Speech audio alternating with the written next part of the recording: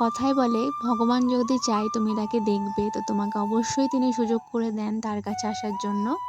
আমাদের সাথেও ঠিক এমনই হয়েছে। জগদ্ধাত্রী পুজো হচ্ছিল কৃষ্ণগড়ে। আমি কখনো জগদ্ধাত্রী পুজো এর আগে দেখিনি। এটা আমার লাইফে ফার্স্ট টাইম।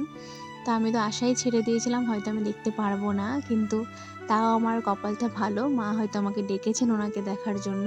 তাই আমি বাড়ি যাওয়ার পথে, কাজ থেকে ফেরার পথে দুটো ঠাকুর আমাদের সামনেই ছিল স্টেশনের কাছে। তো আমরা ফাইনালি দেখতে পেরেছি। তো সেটাই তোমাদের সাথে একটুখানি ভিডিওটা শেয়ার করলাম। আশা করি তোমাদের ভালো লাগবে। ভালো লাগলে লাইক, কমেন্ট, শেয়ার অবশ্যই করে দিও। তো ওই ঠাকুরটা দেখে এসে এই যে এখন যাচ্ছে একটা ঠাকুর দেখতে। এটা একদমই স্টেশনের কাছে। তো যাই হোক, ঠাকুরটা দেখে আমাদের কাছে মাত্র ছিল হাতে 3 মিনিট টাইম। তো আমরা লিটারেলি দৌড়াতে দৌড়াতে স্টেশনে পৌঁছিয়েছি। স্টেশনে পৌঁছে ট্রেন ধরেছি। ট্রেনটা পেয়েছি যদিও, ভাবছিলাম মনে হয় যে পাবো না। তো দেখো এখানে এই ঠাকুরটা দেখছি এখন। দেখো মায়ের মুখটা কত সুন্দর।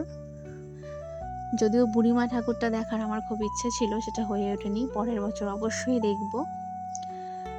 আর তো এখানে যে বাচ্চাগুলো ঢাক বাজাচ্ছে। তো দেখো প্যান্ডেলটা এমনি ছোটোর মধ্যে বেশ ভালোই করেছে, খুব একটা বড় না ঠাকুরটা। তো দেখো ওকে, দেখো দৌড়াচ্ছে কেমন ট্রেন ধরার জন্য। তো দৌড়িয়ে ফাইনালি আমরা ট্রেনে উঠে পড়েছি।